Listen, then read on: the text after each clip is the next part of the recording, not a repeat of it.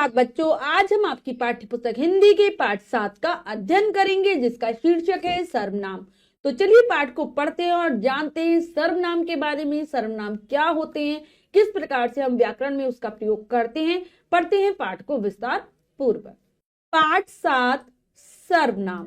बच्चों, संसार में सबके अपने अपने नाम होते हैं, फिर भी कुछ शब्द ऐसे होते हैं जिन्हें नाम के स्थान पर प्रयोग किया जाता है। जैसे रवि ने मम्मी से कहा मैं खेलने जा रहा हूं। नेहा ने पापा से कहा आप बहुत अच्छे हैं। शिवाय ने दिव्या से कहा हम सर्कस देखने जाएंगे। तो बच्चों, हम ये बात जानते हैं संसार में कोई भी प्राणी है, वस्तु है, स्थान है, भाव है, सबका कोई ना कोई नाम अवश्य होता है।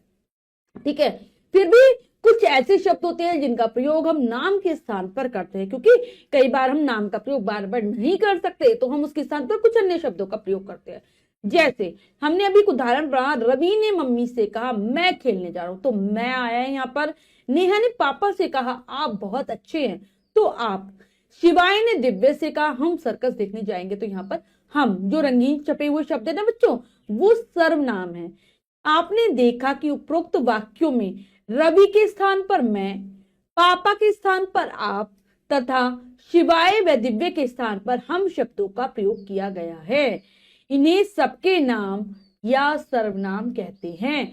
तो सर्वनाम को बच्चों सबके नाम कहा जाता है। तो यहाँ पर रवि ने जो कहा है, मम्मी से कहा है मैं खेलने जा रहा हूं, तो मैं के स्थान पर क्या आना था, रवि ने कहा, नहीं मम्मी से कहा रवि खेलने जा रहा है, तो ये अच्छा नहीं लग रहा, तो हमने रवि के स्थान पर किसका प्रयोग कर दिया, मैं, जो कि एक सर्वनाम शब्द है। ऐसे अगला वाक्य जो था, नेहा ने पापा से कहा बहुत अच्छे हैं, तो आप पापा के लिए प्रयोग हो रहा है। नेहा अगर ये कहती है पापा बहुत अच्छे हैं, तो अच्छा नहीं लगता, पापा से ही कह रही है क्योंकि वो बात, तो यहाँ पर हमने आप का प्रयोग कर दिया। ऐसे ही शिवाय दिव्य ने कहा हम सर्कस देखने जाएंगे, तो शिवाय दिव्य सर्कस देखने जाएंगे, बहुत अटपटा सा लग रहा है बार बार नामों का प्रयोग, तो यहाँ पर हम। तो ये सभी जो संज्ञा के स्थान पर आ रहे हैं, इनको हम सर्वनाम कहते हैं, यानी कि जो किसी और नाम के स्थान पर प्रयोग होते हैं वही सर्वनाम, अर्थात सबके नाम है। सबके स्थान मतलब सभी नामों की जगह हम सर्वनाम शब्दों का प्रयोग करते हैं, संज्ञा के स्थान पर करते हैं।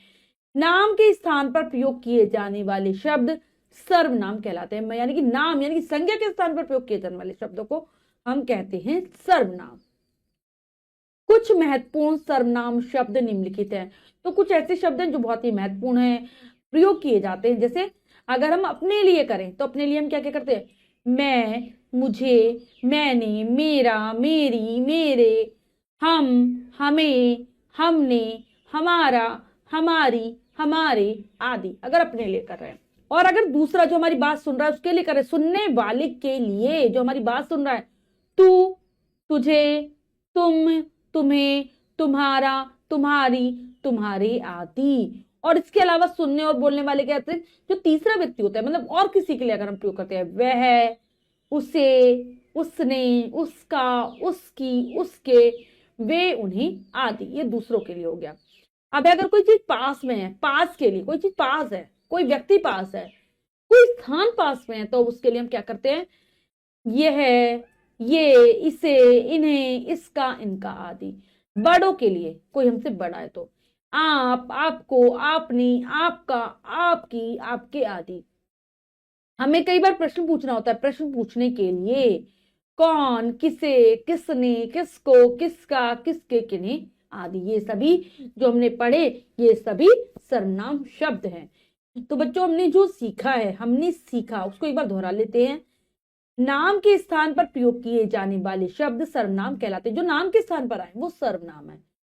मैं, हम, तुम, तू, आप, यह, वह आदि सर्वनाम हैं। तो बच्चों, हमने पाठ को बहुत अच्छे से समझकर पढ़ा है। अब हम पाठ का अभ्यास कार्य कर लेते हैं। आओ अभ्यास कार्य के अंतर्गत करेंगे। पहला प्रश्न पढ़ते हैं, करने का प्रयास करते हैं।